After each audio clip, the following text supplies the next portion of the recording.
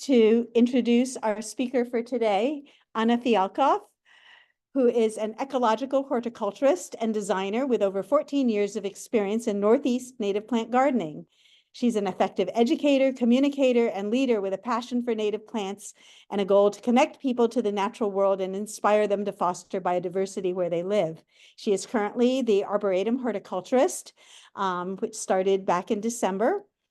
Prior to that, she was the Ecological Programs Manager at Wild Seed Project in Portland, Maine, which is another like-minded organization trying to encourage people to plant more native plants and grow them from seed. And prior to that, she was a horticulturist, part of the horticultural team at Native Plant Trust in Garden in the Woods in Framingham, Massachusetts. She holds a master's degree from the Conway School in Sustainable Planning and Design, and a Bachelor of Arts in Human Ecology from College of the Atlantic with an emphasis in ecology and fine arts. She has been instrumental in developing and authoring the publications at Wild Seed Project, which are very good resources to support today's program. You will find copies of them outside for display purposes on our info table in the lobby, or you can purchase your own copies from Wild Seed Project. And at this point, I'd like to turn the program over to Anna.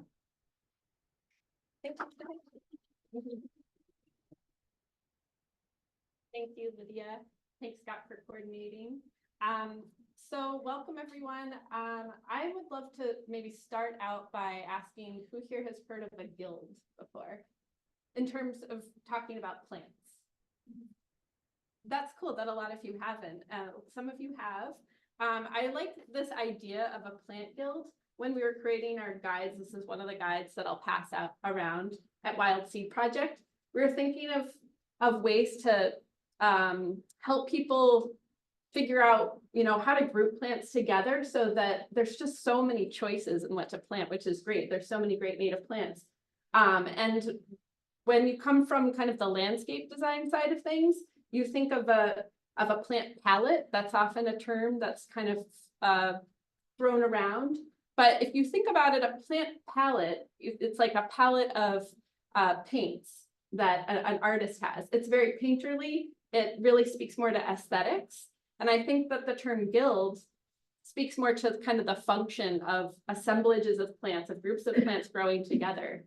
So I'll pass this around so you can see some of the native plant guilds that we've put into the shrub guide. There's also a ground cover guide and then a tree guide as well to cover all the different layers in the landscape. Now, when you think of a guild, some of you might have the association with the Three Sisters. I kind of think of it as like the original guild or an original guild. I'm sure there's other guilds in other parts of the world that other indigenous communities have created. But corn, beans, and squash are known to be, central to the Iroquois Confederacy, but also to a number of other Native American tribes. And they have been, using these Three Sisters, this group of plants together in mounds, growing them for hundreds of years, if not thousands of years. And they work so elegantly together. You have the corn, which is the stalk, and it's a nice tall pole for the beans to trellis up. It's supporting the corn. The sisters are kind of supporting each other. The beans are actually nitrogen fixers and can improve the soil over time. And then the squash is like a ground cover. And it actually has these broad leaves that cover and shade the ground and keep moisture trapped in the soil. So there's a lot of elegance to this guild. And I like thinking about it when thinking about, how to plant groups of plants together, because you want them all to be working in sync, all working together like an orchestra. Now, they're also productive.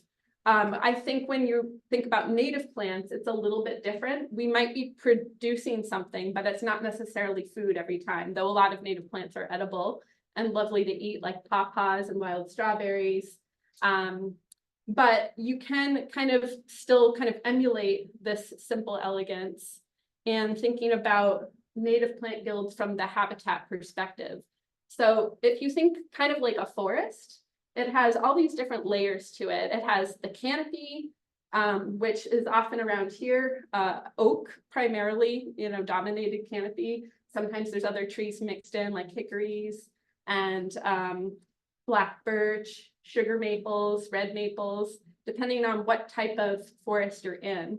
The subcanopy is like the small flowering trees or small trees that often have a lot of oomph in the spring, things like dogwoods and redbuds, that maybe in a smaller garden, you could emulate that canopy with a small tree instead of a canopy tree if you don't have the space for it. And then there's the shrub layer in the forest. The shrub layer also has a lot of blooms, but also in addition to the aesthetic, the beauty of the plants blooming throughout the seasons, producing fruit throughout the seasons, you also have the canopy trees dropping their leaves to the ground and creating this rich humus layer that caterpillars and lightning bugs and other insects thrive in. And then there's the ground layer, which is like I mentioned with the squash and the Three Sisters Guild, which is a guild that's really important for protecting the soil, making sure that it stays moist, it doesn't dry out, it doesn't erode, and that it doesn't also maybe get overrun with invasive plants, which nowadays we are always contending with. So I think whether you think like a forest or another type of habitat, this is where I want to kind of bring this today, is really trying to think about what kind of habitat you might want to emulate, whether you use all the plants from that kind of plant community of a specific habitat or not. You can kind of create your own assemblages, but they can be inspired by specific habitats. And when you emulate specific habitats, you're also going to really bring in a lot more biodiversity, because you're thinking about how these natural plant communities already work, what they're already doing, and they're working with native pollinators and other insects and birds to spread their seeds. They rely on not just the plant community, but the whole biodiversity around them. So when you're building your own guild, I want you to think about, first of all, when you're at home and you're thinking about, I want to create a plant guild and plant it in my own yard. What are the site conditions? That's the first design question that always pops up for me. Sometimes it's a matter of sunlight as well as moisture in the soil, but sometimes there are other factors at play, like maybe the site is highly disturbed and the soil is very bad, and there's been this long history of disturbance with, maybe European colonizers creating, cutting down the forest, and then you have all these, even-aged small trees to work with, or maybe you are in a swampy area. So there's a lot of different kind of things to consider with site conditions, but I'll mainly focus on light and soil moisture today. And then I think it's good to just in general explore natural habitats around you. What do you have to work with? Are you somebody who likes to hike and maybe you see mountaintops?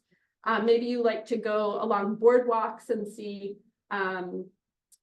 go through like the swamp boardwalk and the Arboretum. There's lots of natural habitats in the Arboretum, mixed in with some more contrived habitats that are planted by the horticulturists here.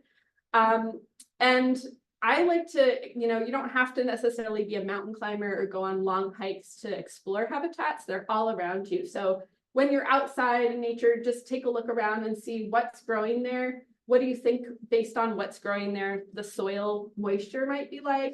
How much sunlight is it getting? Is it more open? Is it closed in? All these kind of sensory experiences you can have to kind of tell yourself and learn what types of habitats you might be in. When you're thinking about creating a group of plants that work well together, like thinking like a forest, you really want to think about those vertical layers so that you have the maximum amount of biodiversity that you can pack into a space. So that means, if you have trees and shrubs and taller perennials, shorter perennials that fit under them, then you're going to have a lot more opportunity for their pollinators and the wildlife that relies on them to find forage and places for protection, and places to just call home. And then the temporal layers are just thinking about over time what happens to a specific kind of guild or garden over time. That might be thinking through the seasons, but it also might be thinking through maybe the first couple years of a planting. How is it going to change over time? So there's a lot to consider, but it doesn't have to be too complicated. We'll talk more about that. And then last, I think, is important is to think about grouping plants with complementary growth rates and habits. So maybe something might be a self-sower and likes to plant itself in all different parts of your garden. And then another plant might be a spreader. And how are you going to think about putting different plants together that have those different kinds of growth rates and habits? Maybe the form of a plant is a little bit more tall and leggy and it can fit more plants underneath it, rather than be kind of on its own with some open soil underneath where weed seeds can get in. So there's different ways that you can kind of think about that. And if you have some plants that maybe are, one plant in your guild that's very vigorous, a very vigorous spreader, and one that's going to grow much more slowly, over time, maybe that slower growing plant is going to get kind of overcome by that more vigorous plant. So getting to know the different plants in your guild from all these different angles is really, really helpful. So going through some of the different conditions and the plants that you'll find there, and as well as some habitats that you can get inspired by, let's start with the sunny, dry habitat. It can be a variety of things. The sunny, dry habitat here is called a sand plain grassland. And a lot of times these habitats occur on the coast with extra sandy soils. Sometimes they occasionally occur inland with sand deposits from the glaciers. But this one is actually in Kennebunk, Maine, called the Kennebunk Sand Plains. And it has a very rare blazing star called New England blazing star. It's the biggest population of blazing star in the world, actually, which is this really beautiful plant. You might have seen its cousin, Liatris spicata, or another species of blazing star in garden beds. But this one, the flowers are like a little bit more loosely arranged. So you won't come across this necessarily in like a garden center because it is a rare plant, but it's still a really interesting habitat with lots of other great plants in it, like little blue stem. Little blue stem is a grass that I love using, especially where I have poor soils. And then gray birch is an early successional plant that maybe in this open sand plain grassland, you won't find a lot of trees because in order for a lot of the perennial plants to exist there, the grasses and the forbs, you actually have to have less canopy cover.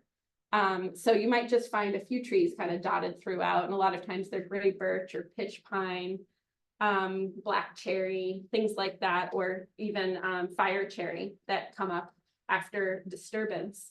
And speaking of fire cherry is actually, and many of the other plants that exist in this sand plain environment are often plants that will actually benefit from being burned. So having the canopy and the woody plants burned, and also having the kind of the detritus and woody debris burned up allows for a lot of times great germination of certain species and just a lot more opportunities for full sun. So here's a nice list of plants. I don't expect to, especially those in the back, to be able to read some of these lists, but these are lists for sunny, dry spots. It's a short list of around 15, sometimes a few extra plants thrown in there. But this is a nice amount of plants to start thinking about creating a guild with. I like to think of the canopy trees, sometimes medium-sized trees that are a little smaller, small trees that can even go under those trees, stacking, packing, and layering all those different layers. shrubs, and then the ground layer. And these lists, as well as potentially my whole presentation, will be sent to you all in a PDF. So don't worry if you can't write it all down or can't read all these words, because you'll have some nice lists to work with, as well as some other handouts with plenty of other plant lists.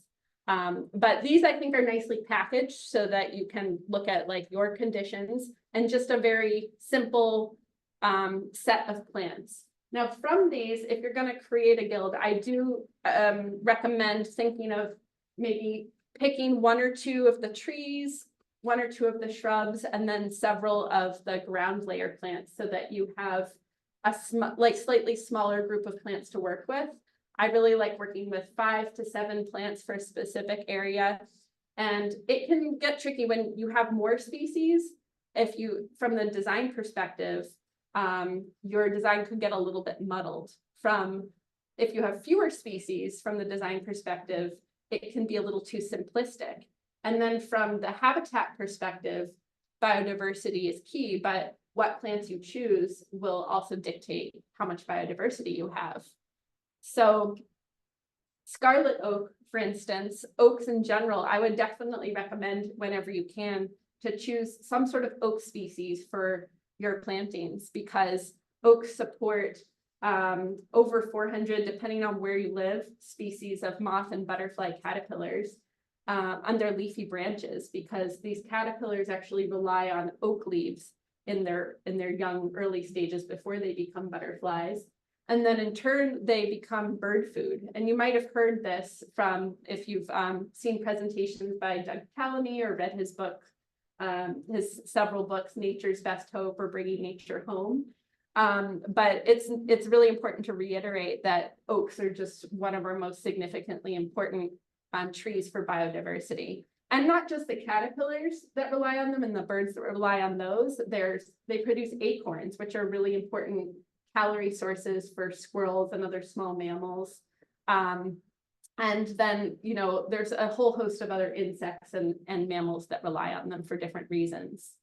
So scarlet oak particularly is absolutely striking in the fall, and it gets its name from its fall color, where it turns bright scarlet, especially if it's in full sun.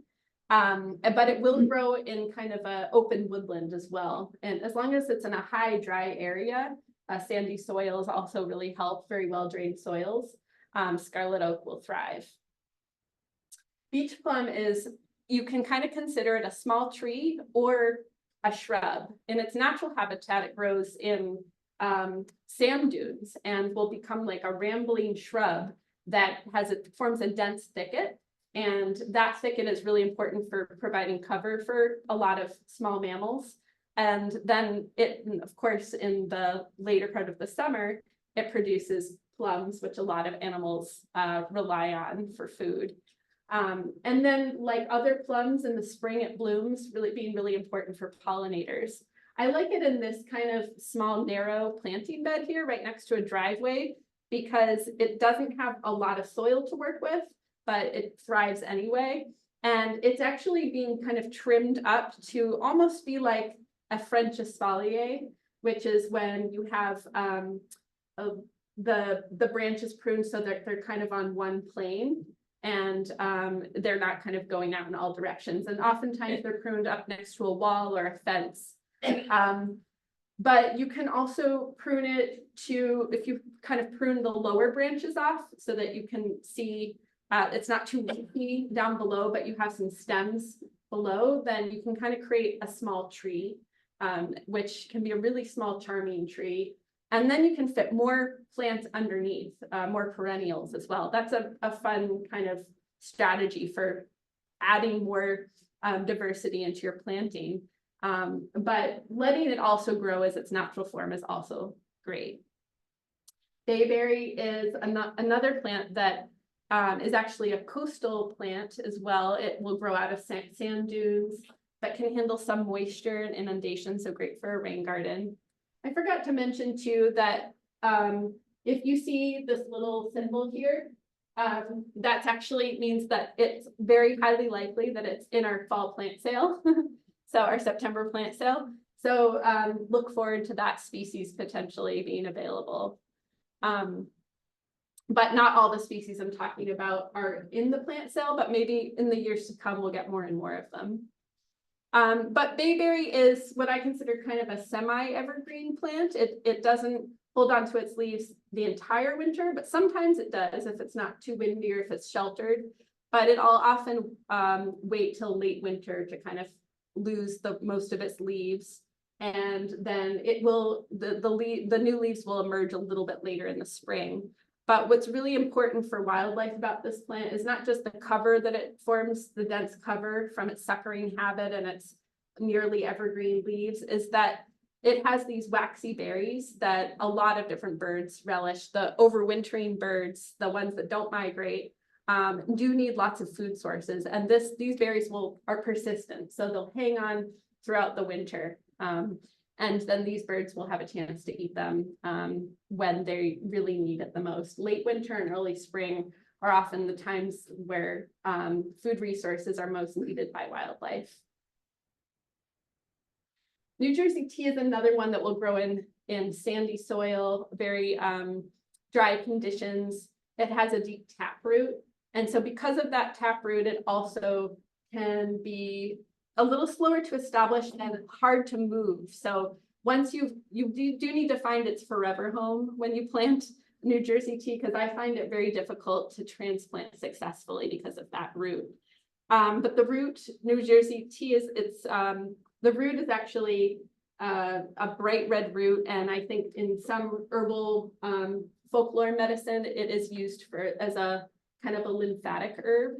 And then the leaves were actually used as an alternative during the Revolutionary War when we didn't have access to black tea. And so, but otherwise, it's just a lovely kind of mounded shrub with these frothy flowers in the middle of the summer that attract all manner of insects, wasps, bees, beetles. And I think it's just a very nice garden plant because of its nice, tight, mounded form. You don't have a lot of native plants that have that. And so I like pairing it with perennials because it won't kind of sucker out. It will spread well. I mean, it'll not spread well, it'll play well with others. So things like in the background, I didn't label that, but that orange flower is butterfly milkweed or prickly pear, little blue stem grass. And then some perennials in the ground layer of a sunny, dry area to think about the full season. You could have plantain-leaved pussy toes, which are real ground hugger plants. And they're also a really important host plant for the American lady and painted lady butterflies, along with other plants in that family. Their pussy toe flowers come out in spring. They're really, really precious. I don't have the picture of the flowers up there. But then in the middle of the summer, in a very dry, open habitat, you might have butterfly milkweed, often very much covered in all sorts of butterflies, as for its name. I think this one is maybe the great spangled butterfly, great spangled fritillary, or another type of fritillary. And then that's actually a milkweed that also is a host plant for the monarch. So you don't have to just have common milkweed for the monarchs. You can have a variety of different milkweed species that have preferred different habitats. Swamp milkweed, of course, loves swamps. Hope milkweed is great for a shadier spot, but butterfly milkweed is great for the sunny, dry areas. And it's nice and garden friendly because it's nice and short. Flax-leaved aster, I think, is a very underrated aster that also kind of can create a little ground cover, or it can just be kind of like little mounded clumps, but it doesn't get very tall. It's probably maybe about a foot high at the most, maybe 1.5 feet if it's doing really, really well. And it's completely covered in these light blue flowers. And not a lot of plants have really lovely fall color too. This one actually, once the flowers fade, they turn to these really fuzzy seed heads, and then the leaves themselves turn salmon, bright green, pink, all different colors, which I love. And they're a very kind of tidy looking plant with upright foliage, kind of almost shiny finely cut foliage. You probably can't read all the plants here, and that's okay, but when you get the PDF, you'll be able to see them. But just food for thought. Sometimes I think about native plant habitat, and then the analogous habitat that it could grow in kind of a human-made setting. So I think the Hell Strip is a really great place to put a lot of coastal sandplain plants. So things like switchgrass, smooth blue aster, bayberry, and downy goldenrod are great ones to put into that Hell Strip, which is that really fun spot, if you do have it, that tough spot between the sidewalk and the road that gets very, very hot because it's surrounded by pavement and is often open with lacking trees, unfortunately. Getting more trees in there in that Hell Strip spot is really important too. I think something like a redbud would do really well there. But if you happen to have a Hell Strip in your yard, in your front yard going out to the road, and maybe you live in an urban setting or suburban setting, consider planting something other than grass there, or other than lawn grass. Sunny spots with medium moisture. A lot of times this is like, you probably have the most plant diversity or the most options for what you could plant from the nursery or the garden center in this kind of setting. A lot of what we think of as tall perennial plants we think of as pollinator plants. Though if you really think about it, pollinator plants can be trees, they can be shrubs, they don't have to just be those perennials. But I think that this is that habitat that most people think of as a pollinator-friendly garden, where you can have things like wild bee balm, wild strawberry at the base, kind of growing underneath everything, or black-eyed coneflower. And oftentimes there's not very many trees, but you can still incorporate trees. If you have taller perennials in this type of a setting, things like wild strawberry that will grow at the base of those leggier plants are great to incorporate so that you don't have that open soil space underneath them for more weed seeds to grow from. So a tree that you could incorporate, though, is often thought of as a weed, but I think it's extremely valuable for its biodiversity, is the black cherry. So a lot of times you see black cherries sprouting up on the sides of the roads, in your yard, and you're thinking of all the ones that you need to pull out. But think twice next time you go to pull out a black cherry seedling, and maybe consider maybe editing out the ones that you don't want and leaving one in a spot where you do kind of want a nice canopy tree. Because black cherries, they're not only beautiful, they have this glossy foliage that glistens in the sun, this beautiful plated bark, edible fruits that a lot of mammals like, but they also are host plants to at least 300 species of moth and butterfly caterpillars. And one of my favorites of those that I've had the pleasure of raising when I was a horticulturist at Garden in the Woods is the Cecropia silk moth. And that's I think that is our biggest in the Northeast silk moth. They're not often seen out in the wild because the adults are very short-lived. They just are adults to basically reproduce, only living for a couple days, and they fly at night to find each other. So you often don't see the caterpillars either because they're up in the canopy. And maybe sometimes you could spot, maybe up in the canopy or on a low-hanging branch, the cocoon, which overwinters hanging from a branch. But the Cecropia are so big, they can get about that big. The females are usually bigger, the size of a small bird. It's incredible. And black cherries, I think, are one of their preferred host plants, though there are several other native plants that they will use too. Redbuds are really lovely plants for full sun or shade, but I think in its optimum, when it's going to get the full flowering and fall foliage, I think full sun is great for it. And at Arboretum, we have actually a couple varieties. We have a white blooming redbud, which is cultivated, and then the natural one is a little bit more, when the flowers are open, they're a bit more like lavender color. But they're called red bud because they're a little bit more, I'd say, fuchsia or dark purple when they're in bud, and then they kind of lighten up as they open. And the flowers line the branches, which is very distinctive for this tree. It is in the pea family, and though it's great for pollinators, you actually can eat those little pea flowers from red buds. And then once the flowers go by, they give way to this beautiful broad heart-leaved foliage. So it's a great plant that doesn't get too tall. You could plant it, it might start to get into the height of a power line, but it probably wouldn't interfere with it. So if you want small trees to plant under power lines, so you don't have to make those awful cuts that happen on the highways and on our roadsides by the power crews.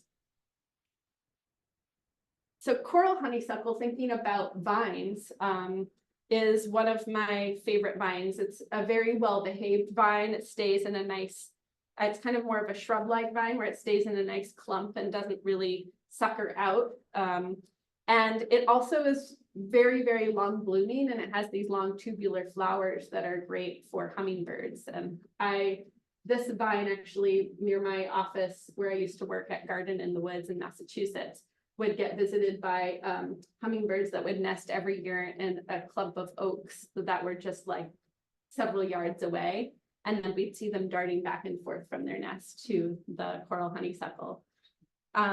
So it's an amazing plant, but thinking about growing vines is really important. We do have a lot of invasive vines, and we're constantly at the Arboretum thinking about devining our trees, but consider actually some native vines like Virginia creeper or coral honeysuckle that might use a tree as a trellis or create a trellis for it, because they are really important for a lot of wildlife, and they add wildlife value to already very wildlife friendly trees. So when you have a Virginia creeper that's growing all the way up a tree, think about that trunk and how much more biomass is actually being grown on that trunk and available for, say, the Pandora sphinx moth, which is one that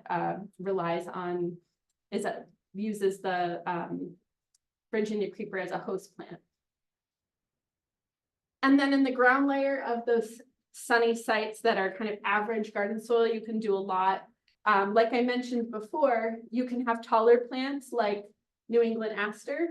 And if you know New England aster and you've grown it, it can get a little leggy, and it's kind of the lower leaves get a little burned out towards the bottom. It's a little unsightly. So plant something around it like clustered mountain mint, which is going to be a little bit lower than the New England aster and kind of hide those leggy stems. And then plant something even below that, which something like the running groundsel or golden groundsel, two different plants that are very similar to each other, that will have spring blooms, but also be a nice ground hugger, kind of an undercover plant underneath those taller plants.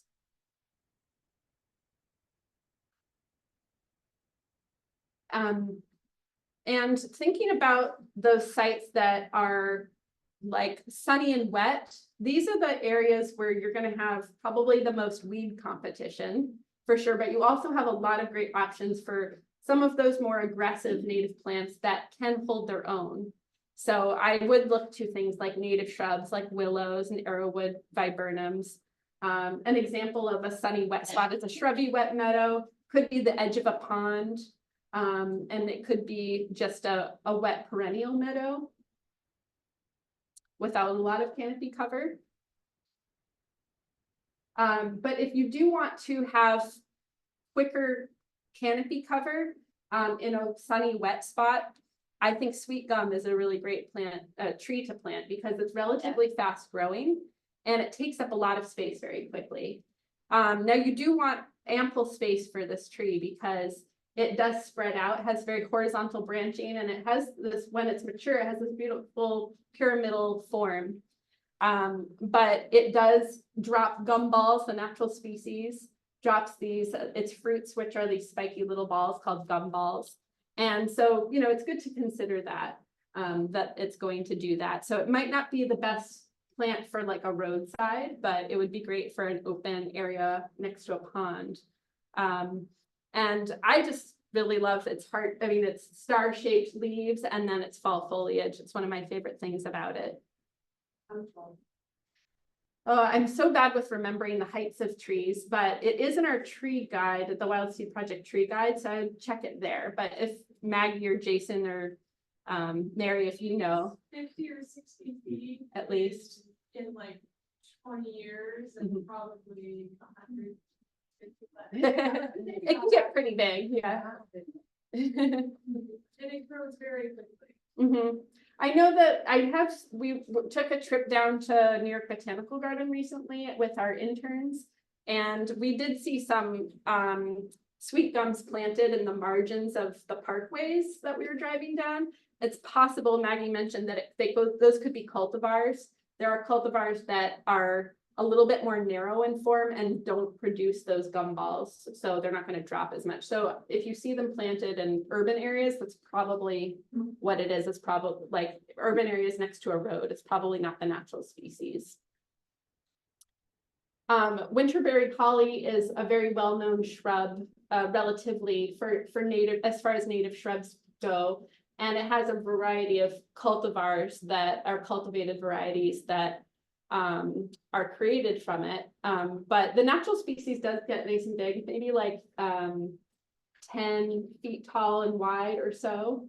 And you'll find dwarf varieties a lot of the time, or varieties that are, said to have much longer lasting fruits. But I'd be a little bit wary, especially just thinking about cultivars in general, of plants that are touted to have fruits that don't get eaten, that don't fade away, because they're not as great for wildlife. So if I think the point for me of planting native plants is the wildlife, and you also benefit from their beauty, but watching a bird eat the fruit of a winterberry holly is just extremely rewarding. And I would rather see a bird eat it than have them last all winter. They can sometimes last all winter anyway, or deep into the winter if the squirrels don't get them.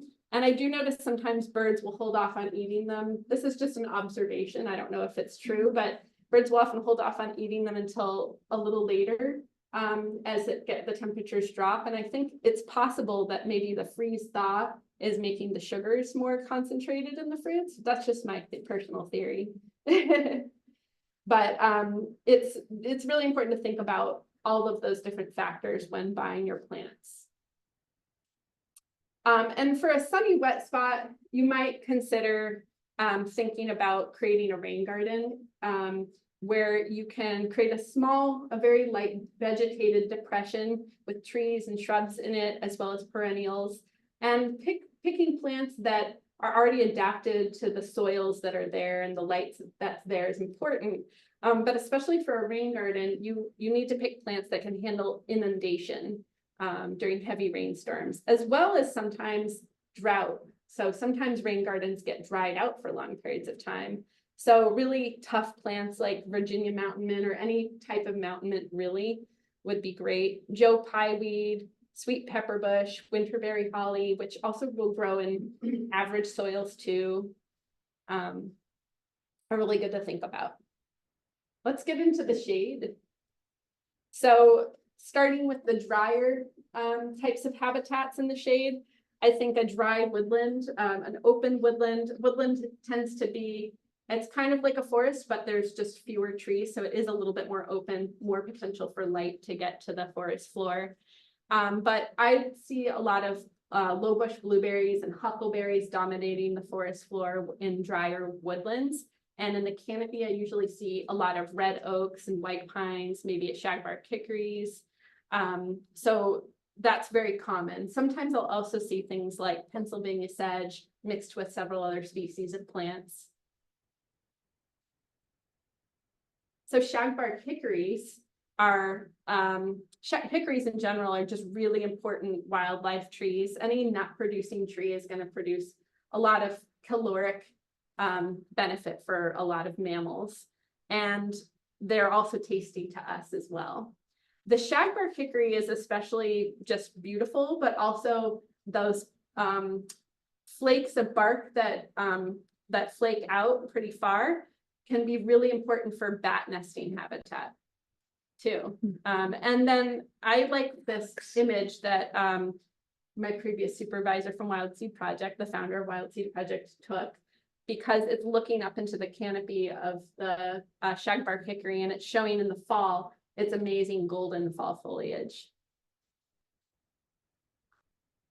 In the understory of a dry habitat, where you could also plant in this in a moister soil, but bush honeysuckle is great for a dry slope or an area. It's a kind of a colonizing plant that is great for an area after maybe you've removed invasive species, because it will create this really dense thicket of suckering stems coming up from the ground that will shade out a lot of other plants.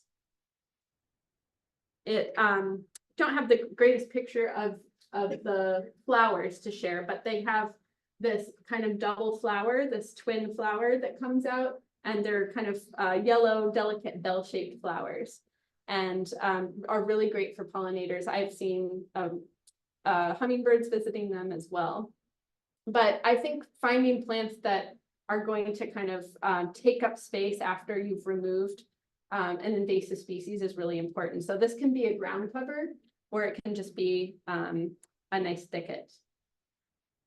And in the real ground layer, low to the ground, the perennials and the herbaceous plants, Pennsylvania sedge is one of my go-tos for dry shade. It can handle quite a lot. I've seen it in also dry sun.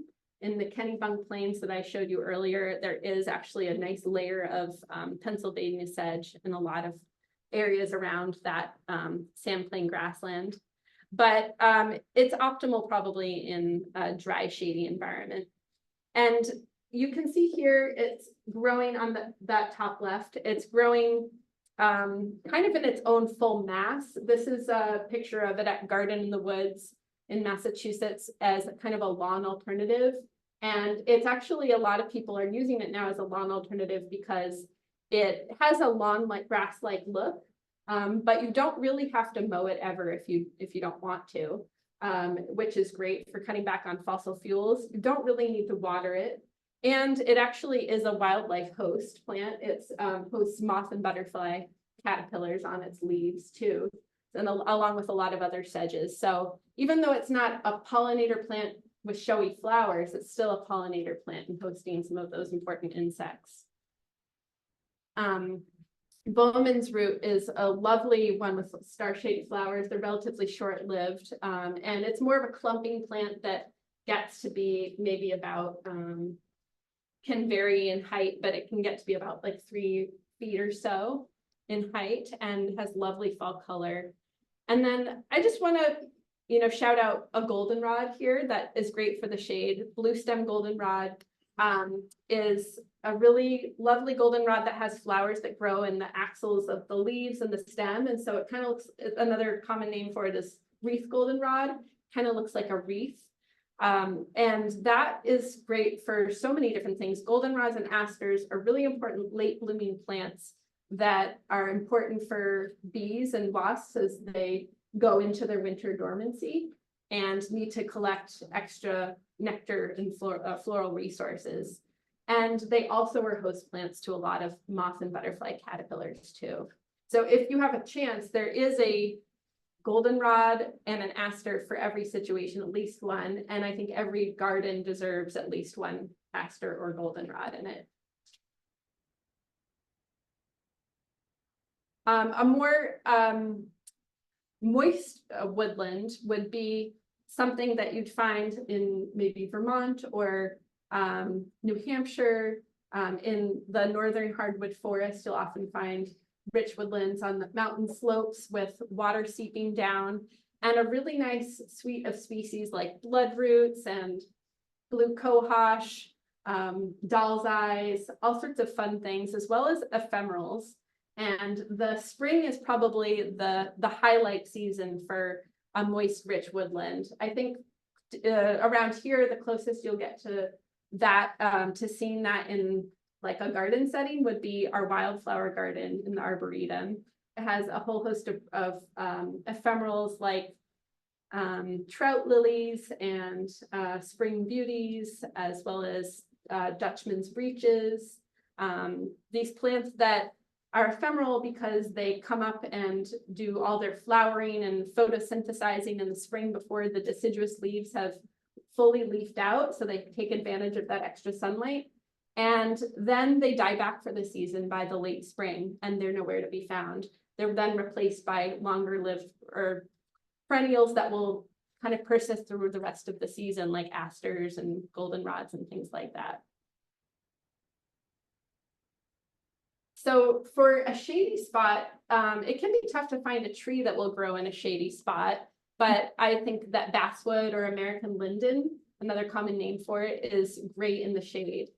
And something that's very interesting about this plant is that it truly is a pollinator plant in that it has flowers that are animal pollinated or pollinated by butterflies and bees, etc. Whereas a lot of our native trees are wind pollinated and sometimes maybe secondarily pollinated by insects too. But because they're animal pollinated, they're a little extra showy and beautiful because they're there to attract them. And basswood is a plant that has these big broad leaves. I think it's a really great one for building soil over time. When the leaves drop, they actually create a really dense leaf litter that actually becomes a really nice rich humus layer. And the pagoda dogwood is a great plant that's a small tree. It's like a perfect, charming small tree that you barely ever have to prune because it has this lovely form, which I don't have up on here, but it's the form is really like what the name says. It's like a Japanese pagoda, and it has this tiered structure. And I find even if it loses a limb, it will somehow replace that and fill in and continue to maintain this beautiful structure. The berries are actually one of the favorites of our now extinct passenger pigeon, but a lot of other birds really like them too. I see catbirds on them all the time. And then the flowers are a little bit more like reminiscent of not necessarily the flowering dogwood or the Coosa dogwood, but more like our shrubby dogwoods like red twig dogwood, gray dogwood, and silky dogwood. So it's more closely related to them. But yeah, I love this plant all around. It's a bit more short-lived, so keep that in mind. And it is susceptible to a fungus called golden canker. But I find that once you have several of them in your yard, they reseed pretty quickly, and you'll actually have another one popping up and replacing one that was just going to die. But I've had one in my yard for probably maybe almost 10 years, and it's gotten a good size for it. It's probably about 20 feet now, and they don't get too much bigger than that. Flowering raspberry is a kind of a suckering shrub that will be actually very aggressive and colonize an area. So it's another one that's great for planting after you remove, say, an invasive species like Japanese knotweed. We had a wild seed project member when I worked there who had a yard that her backyard went down an embankment down to a river, and it was full of Japanese knotweed. And she really dug out the Japanese knotweed for a good couple of years and got a lot of it out. It's hard to really get it out. It's an invasive plant that has very, very deep roots. However, she exhausted the plant and then planted flowering raspberry and white snakeroot in its place.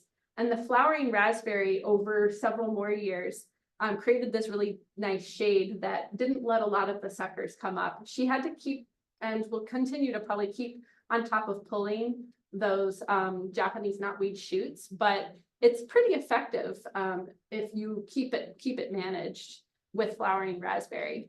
And it's a raspberry that I think a lot of people haven't heard of for some reason, but it actually is thornless. It has these beautiful soft maple-shaped leaves and flowers that are a little bit more reminiscent of a rose. And the berries are edible. I wouldn't say they're as tasty as like a regular red raspberry or a blackberry.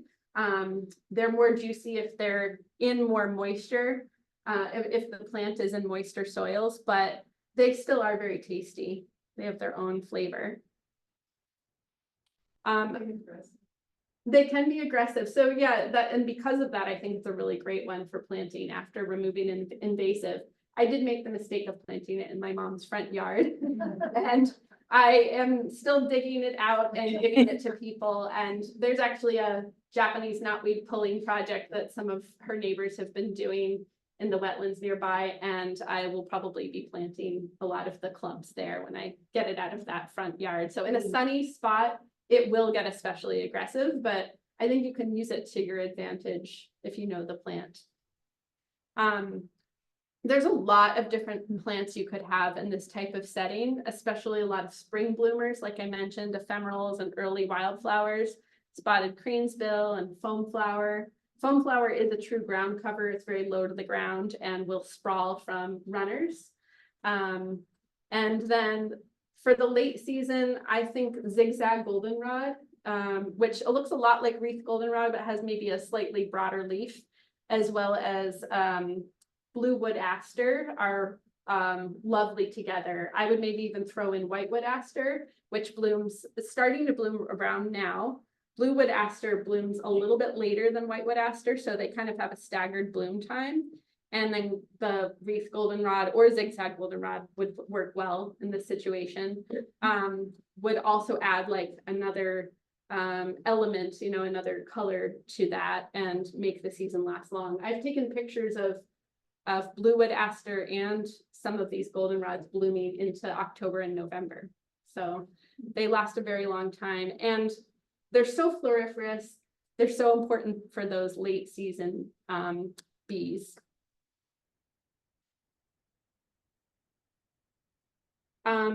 And so I think to the last kind of section, and there's so many more different types of habitats and conditions, but these are just some initial ones to think about, would be a shady spot with wet soils. And so you could think of maybe looking to a forested swamp for inspiration, or maybe just a pond that's been grown over with some tall canopy. But in the forested swamp in the spring, the first plant you're going to see is the skunk cabbage. And even before you see it, you're going to smell it. Its flower will come up in the very early spring and it'll actually create, it's called thermogenesis. What happens is it actually creates its own heat and it'll come up through the snow and melt the snow so that it can be pollinated. And when it's blooming, it does smell, I think it smells like trash in the wetlands, but I like knowing that it's there because there's all sorts of interesting pollinators going to it, like different kinds of flies, which often are come out very early in the season and are some of the last pollinators to go away at the end of the season. So, and then of course it's replaced by those flowers are replaced by those big cabbage-like leaves later in the season, which if you tear them, they also kind of smell more skunky than trashy. But you'll have a lot of red maple. That's one of the dominant trees in these types of wetlands. And a really cool tree that I just get excited whenever I see it. And I see it more and more. I think it's more common than I initially might have thought, but is called black gum. And this is a plant that will grow in swampy areas, but also can handle like urban environments with salt and compaction, and will do really well planted in like an urban park or even a street as a street tree. Though it does have kind of more horizontal spreading branches, kind of like the sweet gum. So you do want to consider that it needs a little bit more space. But when it's young, it'll have a perfect kind of pyramidal form and very symmetrical form. And then as it gets older, it becomes more irregular and wavy. And of course, it's fall color, like you can see in this picture. This is at the Brooklyn Botanical Garden. It's just incredible. And it has glossy leaves. So those red glossy leaves really sparkle. Sweet bag magnolia is a more of a small tree that does flower, have these beautiful big flowers that smell kind of lemon scented and attract pollinators through that scent, as well as the big showy petals. And it kind of like the pagoda dogwood, but a little bit messier, I feel like, in form. It has a bit of a tiered structure you can really see in this picture, where the branches come out of the trunk kind of in loose whorls, and kind of steps up the trunk. And I really like that look. And of course, those flowers are replaced by these kind of really intriguing red cones with berries on them. Shrubs in the shade, I think in wet, shady spots are fun to work with because you have this really, really early blooming spice bush, one of the first shrubs to bloom that attracts pollinators, and bookending the season with common witch hazel, which is one of the last flowers to bloom. And they, attract those flies and other early and late pollinators. But the spice bush also is an incredible host plant, and the spice bush swallowtail is one of the more common ones that use it. It has this caterpillar that has this enlarged head with these false eyes, like right on the back of its head, that kind of make it look like a snake mimic. So it's there to kind of scare birds away. When the caterpillar is young, it can kind of look like bird poop, and then as it gets older, the caterpillars really change throughout their life cycle, or throughout their instar stages, as they start out as small caterpillars to large caterpillars. And then right now, actually, I'm seeing lots of the butterflies flying around. They're dark black with blue on them, and sometimes orange spots. There's males and females, which look a little different from each other, but they're really gorgeous. Sweet pepper bush is great, blooming right now. And if you walk through a wetland at this time of year, you can just get hit with that fragrance. A cool kind of thing about this plant is that the flowers and the leaves have this chemical compound called saponins in them. So when you put them in water and kind of rub them quickly, it can be used kind of like a natural soap. And I just heard somebody the other day, one of our volunteers mentioned that when she was younger, her grandmother used to take the sweet pepper bush flowers and have them rub them in the pond and wash their hands before they came in for lunch. I thought that was really sweet. On the ground layer of a wet spot, kind of all manners of plants. I added the golden Alexander in here, which I love, and it's a great host plant for the black swallowtail, which looks a lot like the spice bush swallowtail butterfly. But I'd also say marsh marigold is a great early flower. It's one of the first flowers to bloom too. Golden Alexanders are in that carrot family, so other carrot family plants will host the black swallowtail too. And cinnamon fern is, I think we need to use more ferns in general in landscaping. Cinnamon fern is a really beautiful structural plant. It has this beautiful vase shape. It comes from these very perfect clumps. And I notice a lot of ferns, especially cinnamon fern and interrupted fern, as the stands of them mature, they'll kind of they won't have anything growing in the middle of the stand. And so they'll start to form these perfect circles of the clumps of ferns, and they kind of look like fairy rings. I see that with lady fern too. A lot of people kind of, especially in the spring when they're first emerging before the foliage gets too big and obscures it, I find that to be the case. And they're called cinnamon fern because the frond in the middle that comes up is actually the fertile spore-bearing frond. And so it's not like a lot of flowering plants in that it has spores instead of seeds. And so that's how it reproduces.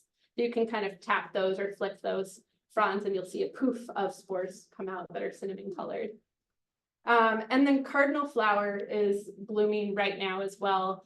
This is surprisingly shade tolerant and a very wetland loving plant, and also a hummingbird magnet. So I mentioned a lot of plants that hummingbirds love, and in general, you do want to have plants blooming, like for any pollinator, blooming throughout the season so that you can support those pollinators.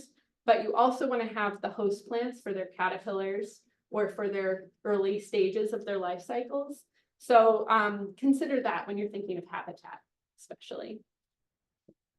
So thank you so much. And I hope, you can get the PDF and explore these further resources, because there's so many great places to learn about native plants and to get inspiration. And there's a lot to choose from, but you can kind of distill it by thinking about these habitat guilds and make it a little bit easier for yourself. So I hope that this inspires you when you go plant shopping at our plant sale. Thank you.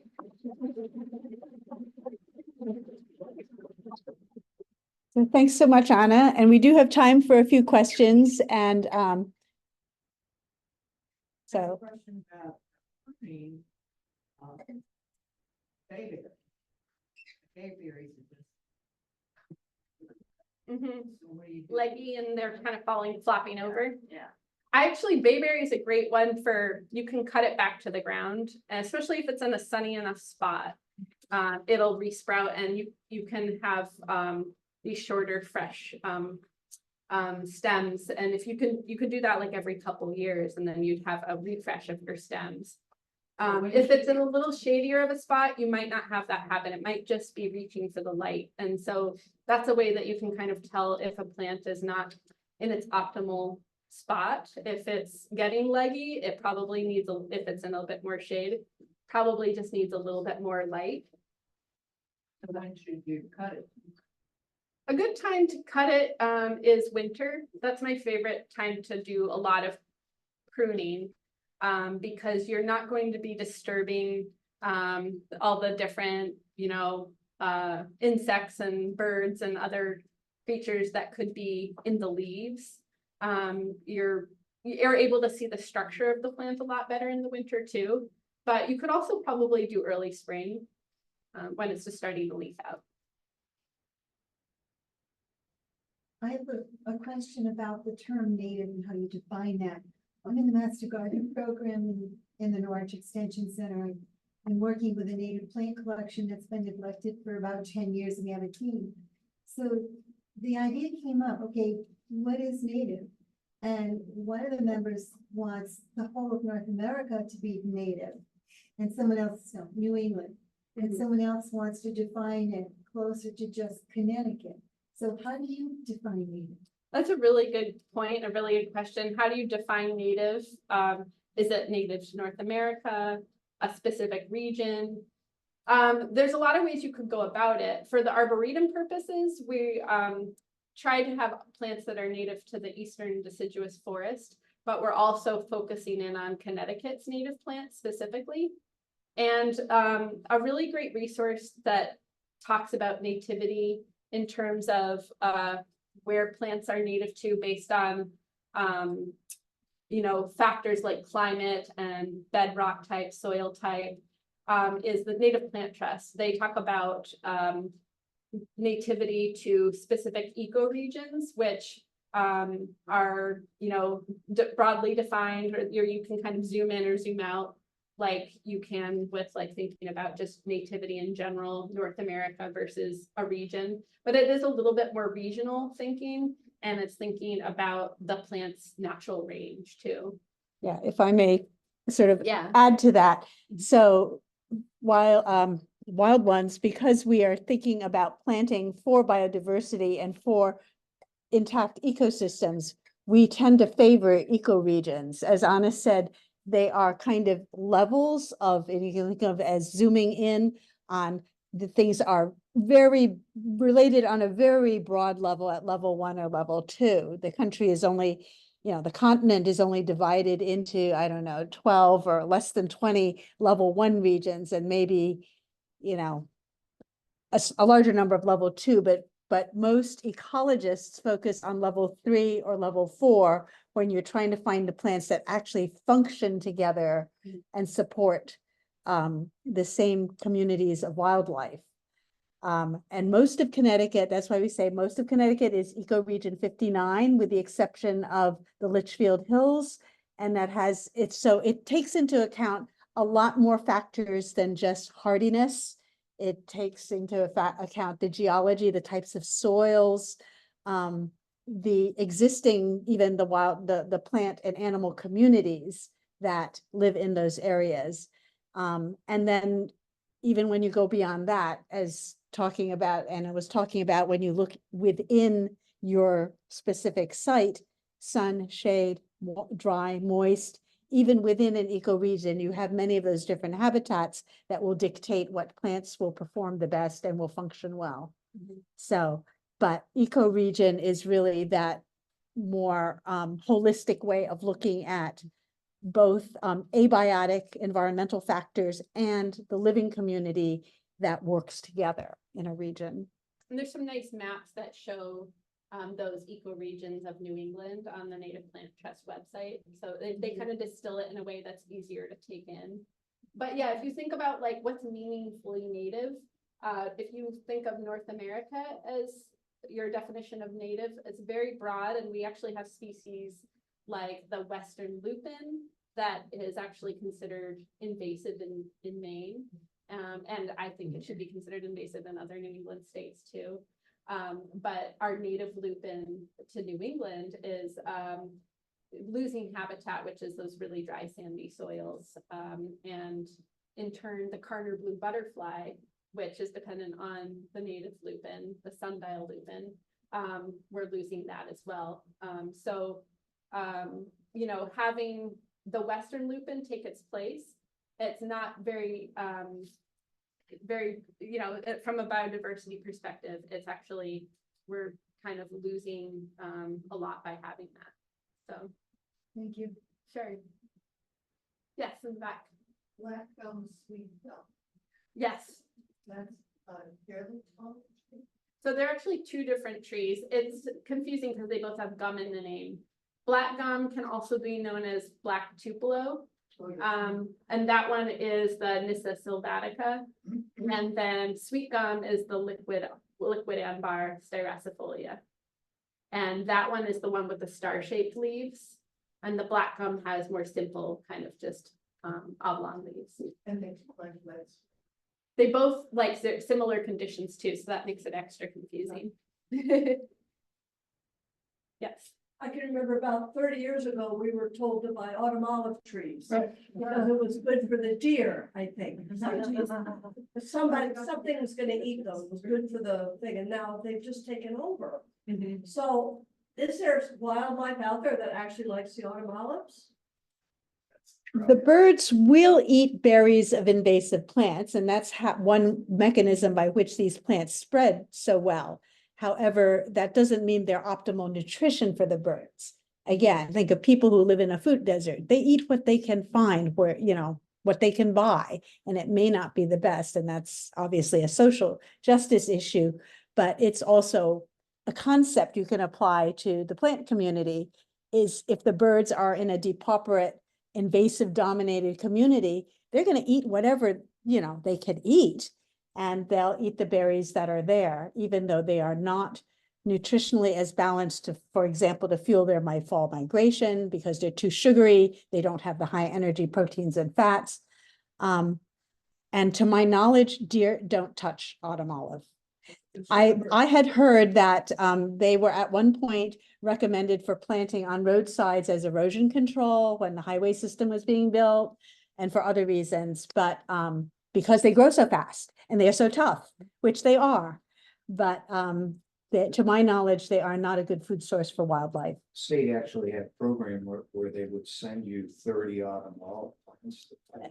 It was before we know what we know today. Yeah, a lot of invasive plants were spread by people for horticultural purposes, or like I think kudzu was thought of as a erosion control, and it does do that, but it also spreads pretty uncontrollably. Yeah. You make good jam.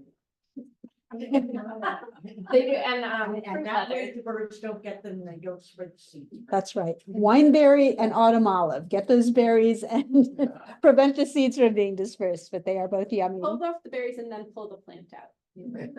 Don't leave the plant so that you can get the berries the next year. There'll be plenty more. Yes. Along the Connecticut River, it's initiatives to do something about the riparian buffers.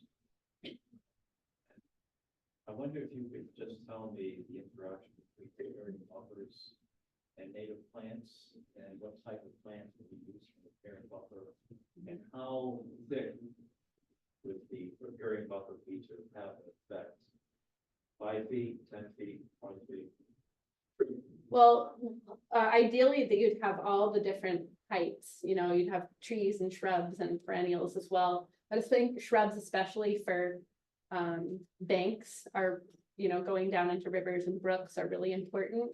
And I'd say take a look at the shrub guide as well, because that has some really nice suggestions for agricultural settings where you might want a hedgerow, which is a diversity of native shrubs that can grow together. And a lot of times agricultural areas are kind of outlined by riparian areas that are really important for bringing more wildlife in and pollinators in to, you know, support the productiveness of a farm, but also are important to have those buffers at the edges in case there is, you know, runoff from fertilizers and erosion and things like that. How thick do you think the width of the property? Maggie wants to answer that. I don't necessarily want to answer, but we have another resource for you, the great video from the SALT conference from a couple of years ago. Julianne Barrett did, talking exactly on the subject, riparian buffers, and native plants, what types of plants to use, and setbacks, and all of that. So, email us, we can send you for that. But, As wide as possible, really. She's also the lead author for the Arboretum's latest bulletin on shores. And we were talking about doing a walk down there. But Julianne Barrett was interested in going for a walk down there, where you can see so many of these plants that Anna's showed us tonight too. But Yeah. I mean, if there are topics you want to see programs on also, we are always open to suggestions, both the Arboretum and Wild Ones, as we plan for future years. So by all means, you know, email with your questions and suggestions for what you want to learn about. We'll try to find the experts to, you know, find resources if you need an immediate answer, but also they help us inform, you know, who to find to do future programs. Okay, well, if there are no other questions, we are approaching the 7 p.m. witching hour. So I want to thank Anna again. We will send a resource, an email, a list of resources. I think Scott said he was going to pull together some stuff, including a PDF of Anna's slides.